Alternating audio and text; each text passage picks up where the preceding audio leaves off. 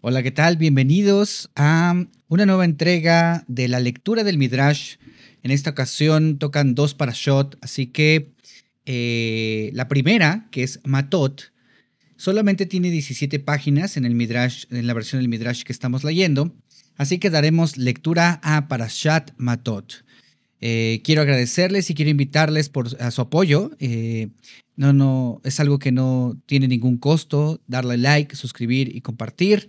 Y en cambio, eso que no te cuesta nada nos ayuda muchísimo a nosotros para poder continuar realizando contenido, sobre todo con la intención de poder compartir y de poder difundir información que tal vez a ti te está interesando. Y nada, quiero dar gracias al Todopoderoso, al Creador de los cielos y la tierra, porque este proyecto está creciendo con su ayuda y es más que nada para el servicio de él y difundir, pues, más allá de la literalidad de la Torah. Así que sin más, vamos a comenzar con la lectura de Matot. Matot. Leyes concernientes al cumplimiento y anulación de votos. La última parashá finalizó con las leyes de los sacrificios de Yom Tov, o sea, de las festividades. Y esta comienza con las leyes de promesas.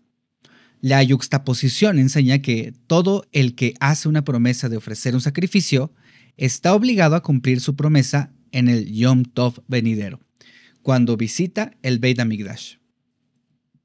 Uno nunca debería pronunciar precipitadamente un juramento o una promesa. Quien atolondradamente lo hace y luego más tarde deja de cumplirlo es semejante a un hombre que toma una espada para apuñalarse. Él está destinado a dañarse.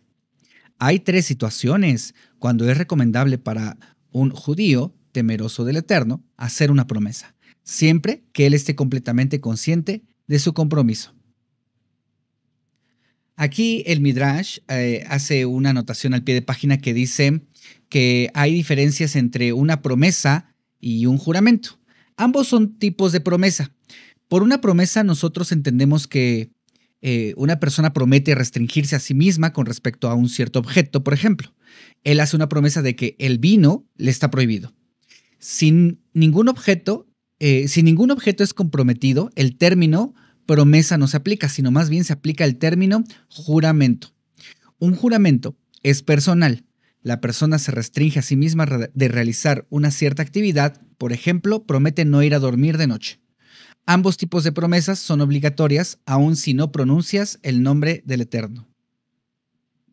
Bueno, continúa con las tres situaciones cuando es recomendable para un judío temeroso hacer una promesa. 1. Si alguien ha adquirido hábitos pecaminosos y desea hacer teshuvá, o sea, arrepentimiento, puede prometer para fortalecer su resolución. Por ejemplo, si era un glotón, puede hacer una promesa para abstenerse de carne por un periodo de tiempo. Si era un bebedor, para abstenerse de alcohol. Si era codicioso, para rehusar regalos y así sucesivamente. 2.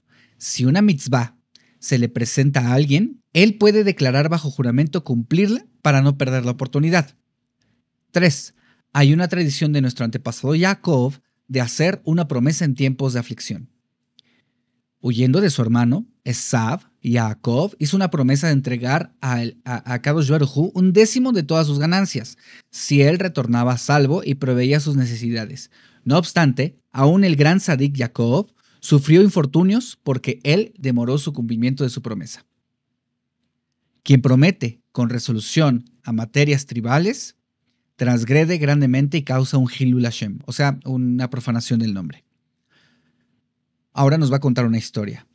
Un hombre llamado Shimon ben Antipater era famoso por su hospitalidad. No obstante, un rumor extraño alcanzó a los oídos de los sabios. Se decía que cuando él invitaba a huéspedes, los servía bien, los acompañaba parte del camino, pero antes de volverse de regreso, él les daba una severa golpiza.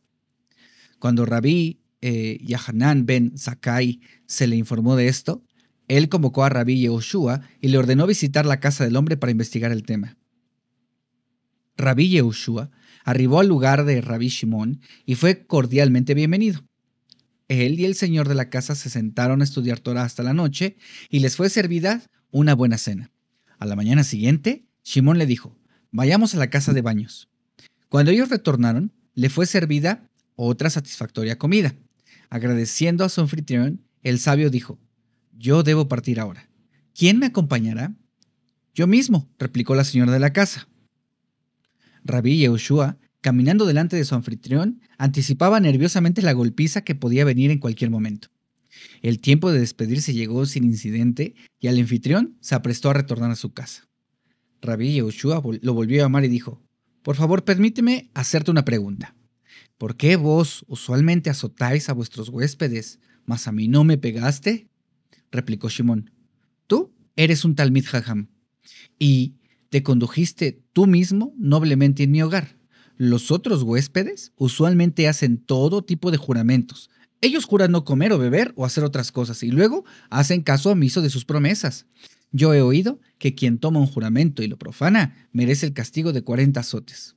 Ellos ciertamente los merecen», concordó Rabí Yehoshua. 40 de vos, 40 de mí y otros 40 de los sabios que me enviaron para investigar este tema. Aún una persona que jura confiablemente y cumple su juramento es castigada si tiene el hábito de jurar innecesariamente. El rey Yanai rigió sobre 2000 aldeas y el Eterno destruyó a todas ellas. ¿Por qué? Los habitantes estaban acostumbrados a decir: «Yo juro que iré a este lugar, que comeré este alimento», y similar. A pesar de que ellos cumplirían sus juramentos, el Eterno los castigó porque uno no debería tomar un juramento innecesariamente. Un juramento o promesa es obligatorio cuando es tomado por un muchacho desde la edad de 13 años y una muchacha desde la edad de 12. O por un muchacho de 12 y una muchacha de 11 si ellos entienden su significado. Dado que Adoshem entiende perfectamente la naturaleza humana y conoce que una persona puede lamentar más tarde su promesa obligatoria, él nos dio dos modos para anularlo. Uno es la invalidación de promesas. Si alguien toma un juramento o un voto y luego se da cuenta de que es demasiado difícil de cumplir, puede ir a un Talmid Jajam, o sea, un sabio, que es un experto en alajot o a 3 legos. Ellos pueden absolverlo sobre la base de su declaración de que el tiempo de tomar la promesa, él no era completamente consciente de todas sus implicaciones. Si él hubiera comprendido todas las dificultades de mantenerla, no habría actuado así. Así, la promesa fue un error de su parte. Él explica los detalles de su promesa al juez o jueces, quienes determinan si las circunstancias le permiten conceder una absolución. Si él descubre un punto de arrepentimiento del cual la persona que tomó el juramento no era consciente en el momento, puede absolverla. ¿Hubierais hecho vuestra promesa si supierais que más tarde lo lamentarías?, le pregunta el juez. No, replica la persona que tomó el juramento. Estás liberado de él, sentencia el juez. El hecho de que las promesas pueden ser invalidadas no debería inducir a una persona a tomarlas ligeramente. El Sanedrín, en el tiempo del rey Tzidkiyahu, fue condenado a muerte por anular una promesa. El emperador babilónico Nabucodonosor trató a su vasallo, el rey judío Tzidkiyahu, respetuosamente. Cuando Tzidkiyahu llegó a Babel para firmar su alianza con el emperador, Nabucodonosor le concedió libre acceso a su palacio. Él designó a Tzidkiyahu soberano sobre los reinos de Edom, Moab, Amor, Zor y Sidón. Tzidkiyahu entró una vez al comedor privado de Nabucodonosor sin ser anunciado y lo encontró arrancando los miembros de una liebre viva para comerlos. Comer los miembros de un animal vivo está prohibido por la ley de Noaj, aún para un no judío. Más aún, Nabucodonosor no deseaba que se publicitara que él estaba entregado a hábitos crueles. Avergonzado, Nabucodonosor ordenó a Tzidkiyahu: «Jura que no vas a revelar nunca lo que has presenciado». «Yo juro», replicó Tzidkiyahu. Más tarde, no obstante, él lamentó su juramento de no revelar la conducta vergonzosa del emperador y solicitó al Gran Sanedrín anular su juramento. Su anulación probó ser fatal para ellos. Una vez, cuando los 5 reyes gobernados por Tzidkiyahu estaban conversando, ellos ridiculizaron a Nabucodonosor. «Tú debías ser emperador antes que él», adularon a Tzidkiyahu. «Eres un descendiente de la dinastía real de David y vuestra conducta es más noble que la de él. Vosotros Pueden estar seguros de que él es un hombre cruel, concordó prontamente Sidkiyahu. Una vez, al entrar a su comedor, le sorprendí devorando un conejo vivo. Los 5 reyes despacharon inmediatamente un mensajero a Babel para informar a Nabucodonosor. El judío al que les concediste libre acceso a tu palacio alegra que él te observó comer un animal vivo. Nabucodonosor consideró la ofensa de Sidkiyahu traición, pero estaba inseguro de si castigar a Sidkiyahu solo o al pueblo judío entero. Nabucodonosor viajó a la ciudad de Dafne cerca de Antioquía y ordenó a Sidkiyahu y los miembros del Sanedrín presentarse ante él. Nabucodonosor dio a los sabios judíos sillas de honor. Siéntense, les ordenó, y expongan su Torá a mí. Los sabios tradujeron para él una parashá tras otra. Cuando ellos llegaron al tema de promesas en Parashat Matot, el emperador inquirió: si alguien desea anular una promesa, ¿puede hacerlo así? Él puede ir a un sabio, replicaron ellos, quien tiene la autoridad para anular su promesa.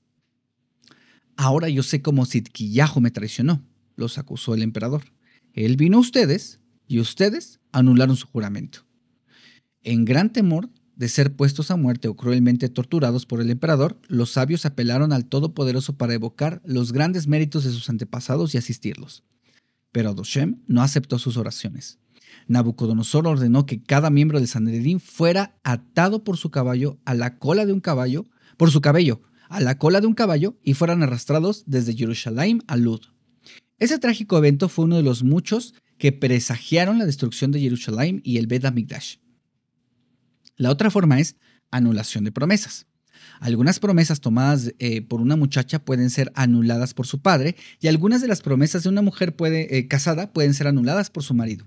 Un padre tiene el derecho de anular una promesa por la cual su hija de menos de 12 años y medio de edad se aflige a sí misma. Un marido está facultado para anular toda promesa que afecta la relación entre su esposa y él mismo o por la cual la esposa se aflige a sí misma. El padre o marido puede anular la promesa de una hija o esposa solo si él declara su desacuerdo en el preciso día que él escucha la promesa. Si deja pasar el día sin cancelar la promesa, pierde el derecho de hacer así más tarde. ¿Por qué fue Moshe descrito como Ish HaElohim en Devarim 33.1? Ish HaElohim significa hombre del Creador. Moshe estaba singularmente privilegiado para anular promesas tomadas por el Todopoderoso, lo mismo que un Ish, o sea, un marido. Después del pecado del becerro de oro, Adoshem amenazó: yo juro que quien quiera adore a otros poderes que a mí será destruido. Moshe, el experto abogado defensor de Kelal Israel, imploró: ¿no me enseñaste tú a mí en Har Sinai las leyes de anular promesas? Un maestro que desea que otros obedezcan sus reglas debe él mismo actuar de acuerdo con ellas. Cuando los judíos adoraron al becerro de oro, ellos asumieron que sus acciones estaban permitidas. No obstante, ¿no deberías tú entonces anular tu promesa? Envolviéndose en su talit, Moshe se sentó en el rol del Talmid Jajam que anula promesas, y el Todopoderoso se paró y solicitó de Moshe que lo absolviera de su juramento. Este Midrash pone de relieve: 1. La gran bondad de Adoshem hacia su pueblo. Por consideración a su pueblo, él consideró su promesa como si fuera anulada. Y 2. El poder de los sadikim, sus tefilot, plegarias, convierten duros decretos en misericordiosos, influenciando el curso de la historia. Ahora el Midrash nos va a hablar de los preparativos para la guerra contra Midian. Adoshem ordenó a Moshe vengarse de los Midianim, quienes los tentaron a inmoralidad e idolatría a Bené Israel. Después tú serás reunido a tu pueblo. Sabiendo ahora que no moriría hasta que hubiera destruido Midian, Moshe pudo haber pospuesto la guerra varios años a fin de alargar su vida. No obstante, él no vaciló un momento, sino inmediatamente comenzó a movilizar el ejército para la batalla. En contraste, cuando el Eterno prometió a Yehoshua que él no moriría antes de haber repartido los lotes de tierra entera a los judíos, Yehoshua razonó: será ventajoso si yo no me doy gran prisa en concluir la batalla contra los 31 reyes de la tierra de Canaán. Mientras las guerras no estén acabadas, yo estaré vivo para guiar a Bené Israel. Esto es importante porque después de mi muerte sé que ellos se deteriorarán moralmente y ya no servirán a Adoshem de todo su corazón. Yehoshua, por lo tanto, tomó su tiempo en concluir la conquista, como dice en Yehoshua 11:18, un largo tiempo Yehoshua hizo guerra con todos aquellos reyes. Dado que Yehoshua demoró a Bene Israel de asentarse en Eretz Israel, la tierra que tiene 10 tipos de Kedushá, santidad, Adoshem, Midá, Keneged Midá, acortó el tiempo de vida de Yehoshua en 10 años. En lugar de vivir hasta la edad de 120 como Moshe, Yehoshua murió a la edad de 110. Este fue el cumplimiento del Pasuk. Muchos son los pensamientos en el corazón del hombre, pero el consejo de Adoshem perdurará. Como está en Mishle 9:21. Mishle es Proverbios. Aún a pesar de que la conquista no fue completada bajo Yehoshua, la palabra del Eterno de que hablaba de que Yehoshua dividiría la tierra entera se volvió realidad, porque aún las partes inconquistadas de la tierra fueron asignadas a las tribus durante su vida. Moshe anunció al pueblo: nosotros estamos tomando la venganza de Adoshem contra Midian. Destruyéndolos nosotros, borraremos el Hilul Hashem, causado por las malvadas acciones. Adoshem observó: Moshe, ¿por qué describiste la guerra como mi venganza? Ustedes se están vengando ustedes mismos, porque los Midianim causaron gran daño a la judería. Ribono Shel Olam, soberano del universo, replicó Moshe, tú sabes que si nosotros fuéramos adoradores de ídolos incircuncisos, lo mismo que ellos, si nosotros negáramos tus mitzvot, ellos no habrían buscado destruirnos. Nosotros, por lo tanto, libramos esta guerra en tu honor. Moshe seleccionó un pequeño ejército de 12,000 tzadikim, justos, 1,000 por tribu. Ninguno de ellos había pecado con las mujeres moabitas. Aquellos que habían pecado no eran dignos de vengar al Todopoderoso.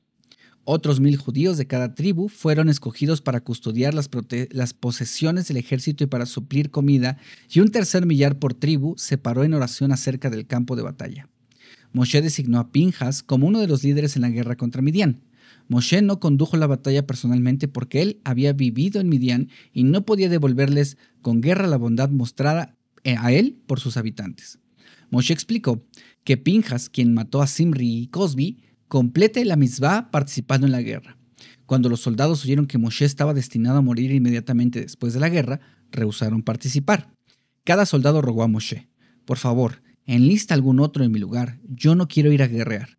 Tanto como ellos solían oponerse a Moshe, Bene Israel amaban a su líder y no contribuían a apresurar su muerte. Adoshem, por consiguiente, ordenó a Moshe: arroja suertes para escoger a los soldados. Cuando fueron elegidos por suerte divina, los soldados de mala gana fueron a combatir a fin de cumplir la voluntad del Eterno. Moshe dijo a Pinjas: yo preveo que tú encontrarás a Bilam en el campo de batalla. Lleva contigo el Aarón, o sea, el arca, y las vestimentas del Cohen Gadol, entre ellas el tzitz, que es la vincha del Cohen Gadol, la cual tiene el poder para combatir las fuerzas de Tumá, que es de impureza. Cuando Bilam comience a realizar magia, levanta el tzitz y vuélvelo hacia él. Antes de que los soldados partieran, Moshe los inspiró a hacer teshuvá, arrepentimiento, para estar puros de todo vestigio de pecado. Él previó que Bilam invocaría los poderes de Tumá, poderes de impureza. Bene Israel serían capaces de vencerlos solo si ellos estaban perfectamente libres de pecado. Ahora el Midrash nos va a contar acerca de la destrucción de los Midianim y Bilam, y la ira de Moshe ante los generales. Bene Israel reunieron a su ejército con sonidos de trompeta como es ordenado por la Torá. Cuando los Midianim vieron al pequeño ejército judío aproximarse, ellos confiaron en la victoria. Cuando ellos eran 600,000 hombres, nosotros los derrotaremos, causando una plaga después de que ellos pecaron en Shittim, se mofaron. ¿Por qué entonces ellos vienen ahora a nosotros con meramente 12,000? Los 5 reyes midianitas participaron en la batalla, entre ellos el padre de la asesinada princesa Cosbi. Bilam también estaba en el campo de batalla. ¿Qué estaba haciendo Bilam en Midian? Cuando él descubrió que su consejo para inducir a los hombres judíos a pecar había causado la muerte de 24,000 judíos, viajó a Midian para cobrar sus honorarios por su experto consejo. Pero las personas dicen: el camello vino para solicitar cuernos, así sus orejas fueron cercenadas también. Esta vez la codicia de Bilam le costó la vida. A pesar de que el ejército midianita superaba bastantemente en número a las fuerzas hebreas, Bene Israel milagrosamente vencieron a los soldados enemigos y los mataron a todos. Para salvarse y a los 5 reyes de Midian, Bilam ejercitó sus poderes de magia. Ante su pronunciamiento, él y los reyes volaron hacia arriba en el aire. Bilam voló más alto hasta que alcanzó el Kisea-Kabot, el trono divino, pero Pinjas lo siguió allí. El significado de este midrash es que Bilam llevó el pecado de los judíos en Shittim ante el trono celestial. Pinjas, no obstante, derrotó su acusación. Pinjas levantó el sitz, sobre el cual estaban inscritas las palabras Kodesh Lashem, o sea, santidad al Eterno. Bueno, es que dice Hashem porque es el nombre, ¿ok? Yo lo voy a leer como, para que me entiendan, como Kodesh Ladoshem. Y lo volvió hacia Bilam y a los reyes, y ellos se precipitaron hacia abajo. Bilam rogó a Pinjas: por favor, dejadme permanecer vivo. Yo prometo nunca intentar otra vez maldecir a tu pueblo. Pinjas replicó: ¿no habéis estado tratando de exterminar nuestro pueblo toda tu vida? ¿No fuiste tú el que aconsejó a Faraón aniquilarnos después de Yetziat Mizraim? ¿No entraste a Amalek para librar guerra contra nosotros? Y cuando viste que no podías maldecir a los judíos, ¿no le diste a Balac la vil sugerencia de enviar a las hijas midianitas para descarriar a nuestros hombres? Tú calculaste la muerte de 24,000 hebreos. Tu vida está perdida. Pinjas desenvainó su espada y mató a Bilam. Bene Israel mataron a los hombres midianitas dejando a las mujeres y niños con vida. Ellos quemaron por completo las ciudades midianitas y colectaron los despojos. Llevaron todo el botín a Moshe para disponer su voluntad. Ni un solo soldado retuvo algo del botín para sí mismo. Moshe, Elazar, el Cohen Gadol y los Nesim, o sea, los líderes de las tribus, salieron para dar la bienvenida al ejército llegado y hacerse cargo del botín, porque algunos hombres jóvenes salieron corriendo del campamento para arrebatarlo para sí mismos.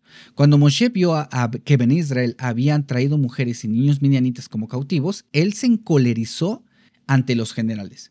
¿No entienden ustedes que debían destruir a las mujeres? Los censuró. Ellas fueron las que ostentaron para pecar. Moshe había creído que los generales se darían cuenta aún sin su orden explícita de que las mujeres, quienes habían causado la pasada tragedia y eran un peligro para el futuro, deberían ser aniquiladas.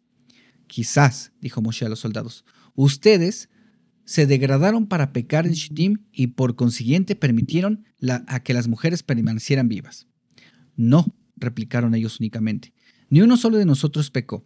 Nosotros no entramos a ninguna casa medianita, sino que solamente en pares. Antes de remover las joyas de una mujer, nosotros ennegrecimos su cara.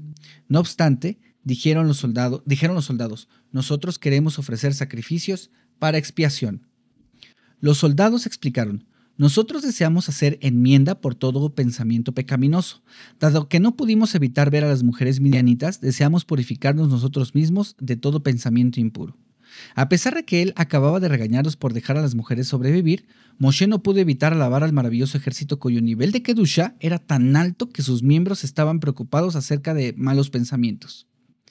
De acuerdo con la Gemara, en Sanedrín 106b, ellos llevaron a Bilam para juicio al Sanedrín. Él fue encontrado culpable y fue ejecutado con todas las 4 clases de penas de muerte dadas de corte por la Torá. ¡Wow! Continuó el Midrash. Las mujeres midianitas fueron hechas marchar ante el Sitz. Los rostros de aquellos aptas para matrimonio asumieron un tinte verdoso y fueron muertas. Moshe advirtió a los soldados que se habían vuelto tamé, impuros, a través de contacto con un cadáver, no entrar al campamento de la Shejiná. Ellos tenían que purificarse de acuerdo con las leyes de un contaminado por Tumat Amet. Y luego, Tumat Amet es por impureza de muerto.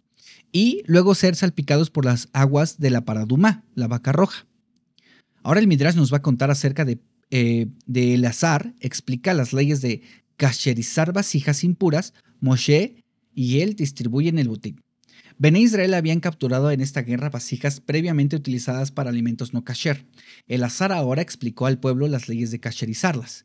Elazar había aprendido originalmente estas halajot de Moshe, pero Moshe mismo no pudo evocarlas porque su ira había sido despertada ante los generales y quien se enfurece pierde algo de su sabiduría. Vaya. Elazar explicó: un recipiente que fue usado para comida no kasher debe ser minuciosamente pulido para volverse totalmente libre de suciedad o moho. El método para kasherizarlo depende de su uso previo. Por ejemplo, un asador sobre el cual comida no kasher fue asada directamente sobre fuego debe ser kasherizado haciéndolo arder al rojo en fuego. Si un recipiente fue usado para cocinar líquidos y comidas calientes, es kasherizado siendo sumergido en agua, hirviendo. Platos o copas que fueron usados para productos alimenticios fríos solo necesitan ser lavados. Es como hacerle, voy a abrir un paréntesis, es como hacerle una tevilá a los instrumentos bajo una cierta cabana, o sea, una cierta intención muy bien pensada, por así decirlo. Ahora el Midrash pone una nota al pie de página que dice: ¿por qué fueron estas leyes explicadas solo ahora? En las guerras previas, a Bnei Israel se les permitió usar vasijas no kasher porque durante las guerras de conquista de Eretz Israel, ellos habían tenido especial permiso para comer alimentos no kasher, según Conjulín 17a, y más aún usar vasijas no kasher. La guerra contra Midian tuvo lugar fuera de Eretz Israel, en territorio extranjero. Vasijas no judías fueron por consiguiente prohibidas. Todo el que come afuera debería percatarse de que la mayoría de las bodas y encuentros son celebrados en hoteles o salones ordinariamente utilizados para comidas no kasher. De ahí que el abastecedor para este encuentro tiene que hacer kasher los hornos, utensilios, etc. ¿Quién estuvo a cargo? A menos que él tenga conocimiento de primera mano de que la kasherización fue cuidadosamente supervisada y realizada de acuerdo con las especificaciones de una competente autoridad alágica, uno puede encontrarse a sí mismo transgrediendo serias prohibiciones. Bueno, continuamos. Dice, más aún, un recipiente manufacturado por un no judío que pasó a la posesión de un judío debe ser santificado por inmersión en una mikvah. Es lo que les decía de la tevilá. Adoshem ordenó a Moshe y Elazar contar los cautivos humanos y el ganado capturado y entregar la mitad a aquellos quienes participaron en la guerra. La otra mitad debía ser distribuida entre todo Bene Israel. Los soldados estaban obligados a donar un quinientavo de su parte a Elazar. Bene Israel debían separar un quincuagésimo de lo que ellos recibían y entregarlo a los Leviim. Solo se dividió a los cautivos y ganado. Las vasijas y joyas conquistadas permanecieron con los soldados. A cada soldado se le permitió guardar lo que había tomado. No obstante, los soldados voluntariamente donaron parte de sus vasijas y joyas para el Mishkan. Ahora el Midrash nos va a hablar acerca de Bnei Gad y Bnei Reuben solicitan a Moshe porciones sobre el lado oriental del Jardín. Las tribus de Gad y Reuben se habían tornado muy ricas en la guerra contra Midian, dado que ellas habían recolectado oro, plata y joyas preciosas de las mujeres midianitas. Con estas, ellos compraron grandes rebaños de ganado. Los miembros de Gad necesitaban suelos espaciosos de pastura para sus rebaños, como podían ser hallados sobre el lado oriental del Jardín, que los judíos habían conquistado de Sijón y Og. Los heroicos gaditas no tenían miedo de vivir en la vecindad de naciones gentiles.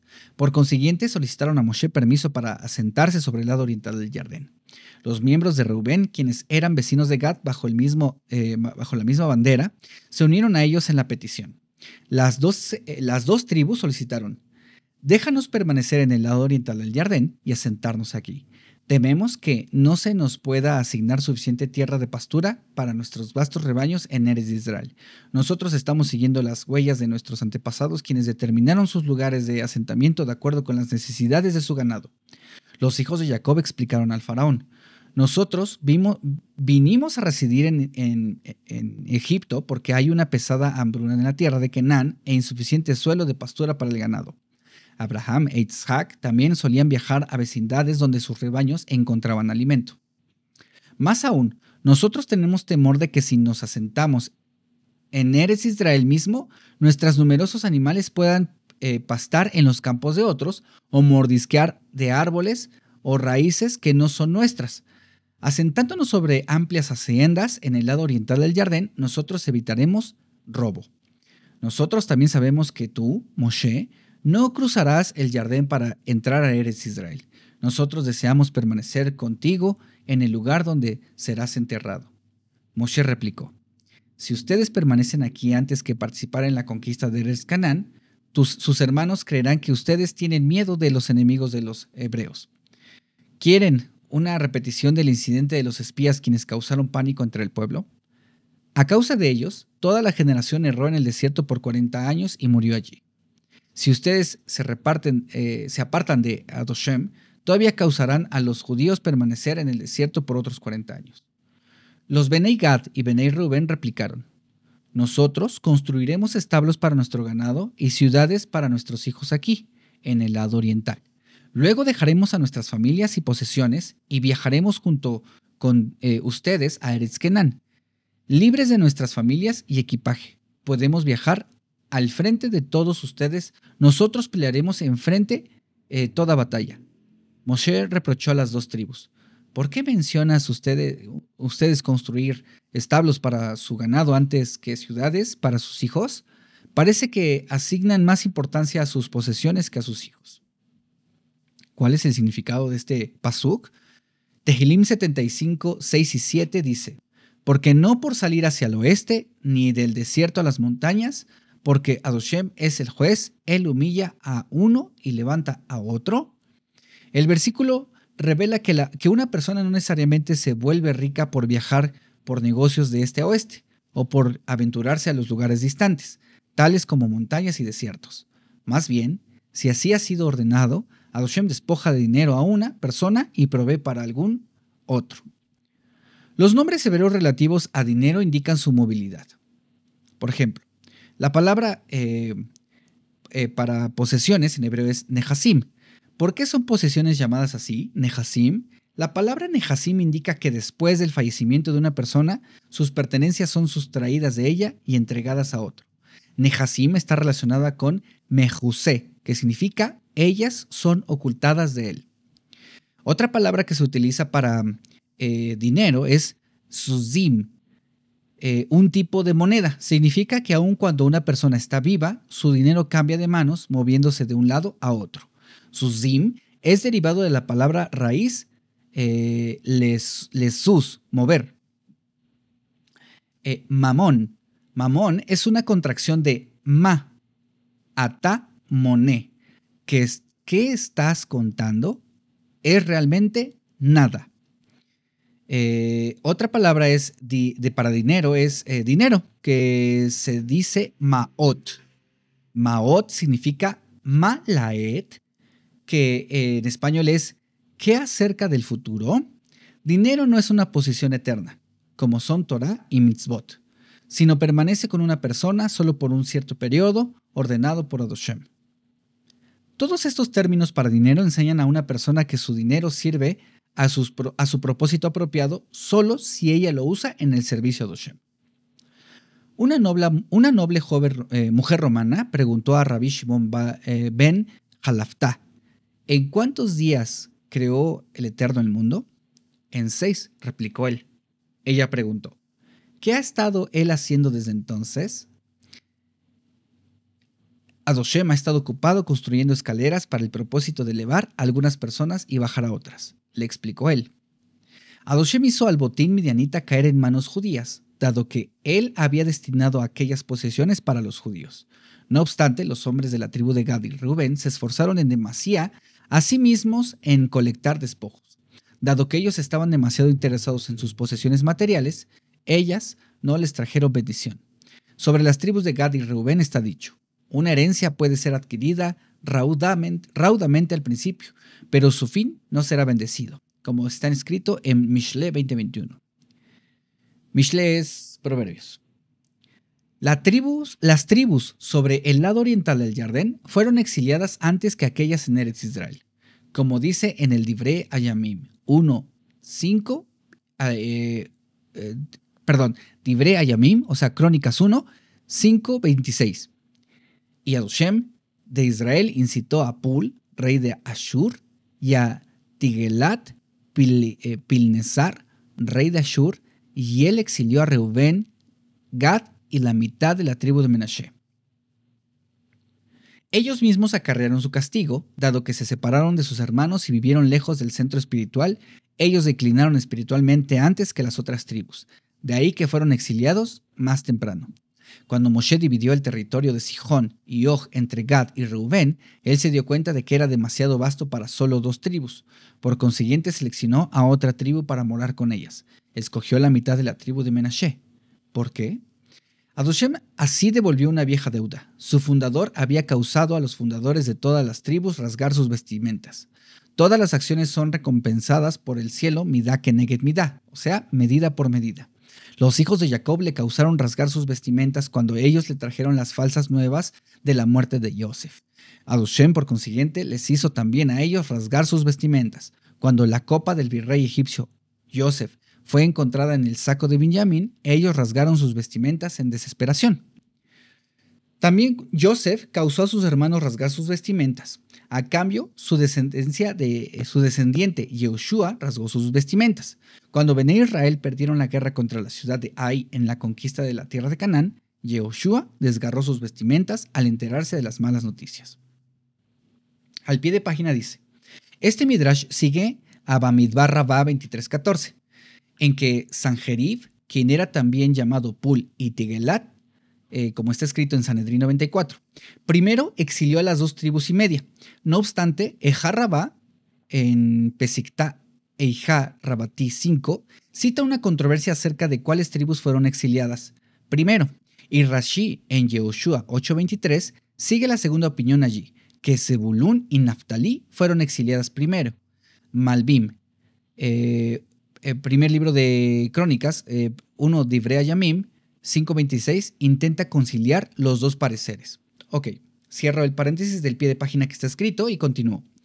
Benjamín, por cuya consideración los hermanos desgarraron sus vestimentas cuando ellos oyeron que Joseph estaba arrestándolo, tuvo un descendiente quien fue forzado a rasgar sus vestimentas. Mordejai, de la tribu de Benjamín, rasgó sus vestimentas cuando él se enteró del malvado decreto de Amán, aquí suenan las matracas, para exterminar a los judíos.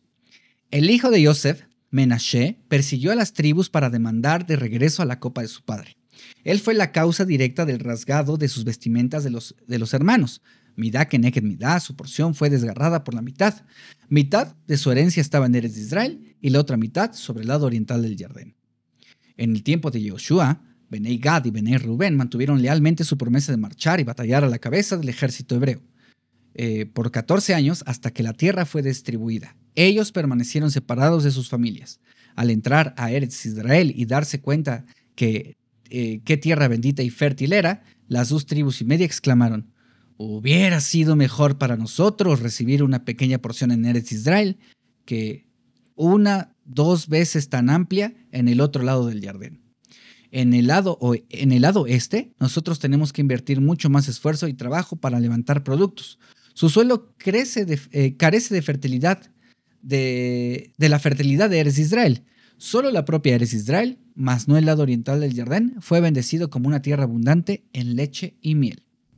En el futuro, cada tribu recibirá una porción en la propia Eretz Israel. Voy a abrir un paréntesis muy rápido porque estábamos estudiando, y lo hemos estudiado en algunas parashot, que la expresión abundante leche y miel en realidad hace referencia a cuando los higos son como machacados, tienen una tan forma de leche. Eso quiere decir que es mucho fruto, y de miel hacía referencia a otra cosa. O sea, no es literal que había mucha leche y miel.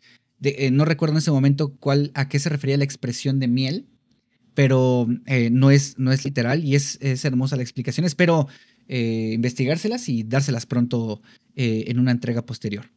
Continúo. En el futuro, cada tribu recibirá una porción en la propia Eretz Israel. El error de aquellas 2 tribus y media y el daño en el cual ellas incurrieron por separarse del resto de Kelal Israel reafirma el axioma: quien es verdaderamente rico, quien está satisfecho con su suerte. El midrash de esta parashá va a terminar con el tema de las 2 tribus y media preparan el lado oriental del Jordán para sentarse. Antes de unirse a Bené Israel en su viaje al interior de Eretz Israel, Antes de unirse a Bené Israel en su viaje al interior de Eretz Israel, las tribus de Rubén, Gad y la mitad de Menashe erigieron ciudades para sus familias y establos para su ganado sobre el lado oriental del Jordán. Ellos volvieron a nombrar todas las ciudades en sus porciones porque los Emorim solían llamarlas en honor de sus ídolos. Las 2 tribus y media así demostraron que, a pesar de estar geográficamente separadas del resto del pueblo, ellas servían a Adushem, o sea, al Creador, como sus hermanos en Eretz de Israel. Uno de los descendientes de Menashe, Nobaj, llamó al distrito que él conquistó y ocupó con sus construcciones Nobaj en honor de sí mismo. Él no tenía hijos y esperaba que su nombre sería recordado a través de sus ciudades, pero el nombre de Nobaj no perduró. Este punto está mencionado en la Torá para enseñar que Hashem no desea que nosotros erijamos edificios elaborados para la posteridad mediante los cuales recordarnos. Las personas acostumbran buscar perpetuar su memoria por medio de impresionantes edificios de piedra. No obstante, los monumentos de un judío son sus logros espirituales en una vida dedicada al estudio de Torá y el cumplimiento de mitzvot. Dice que la mitzvot. Hemos terminado de leer el Midrash de Parashat Matot. Gracias por haber llegado hasta aquí. Son 40 minutos porque solo fueron 17 páginas. El día de mañana estaremos, tan pronto podamos, grabar la Parashá de Masé. Muchas gracias por haber llegado hasta aquí. Te recuerdo que nos ayuda mucho tu like, tu suscripción y compartir este contenido. Quiero reafirmarte, y creo que no lo voy a dejar de hacer por un largo tiempo hasta que quede como claro para todos, que yo no soy un rabino, que no soy judío de religión judía, que si bien quiero ser judío en el concepto de alabar al Eterno con agradecimiento, es decir, porque eso significa la palabra Yehudí, el que alaba con agradecimiento. Eso sí, no te voy a engañar y no quiero que te vayas con la finta de como de, este se está creyendo una cosa. No. Nosotros estudiamos toda la Biblia. Cuando digo toda la Biblia hablo de los 70 libros.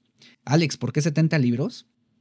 Porque normalmente las Biblias comunes dicen que tienen 66 libros, pero no consideran que el libro de Tehilim, el libro de Salmos, tiene 5 libros. Son 5 libros. Tú busca, pregunta, investiga con el Rav Google, dicen por ahí, y ve cuántos libros componen el libro de Salmos. Si sumamos los 65 libros más los 5 libros de Salmos, dan 70. ¿Coincidencia? Diría el meme. No lo creo. Nos vemos en la próxima entrega. Shalom, shalom. Un abrazo, todo lo bueno y todo lo mejor. Éxito, salud y parnasá. Shalom, shalom.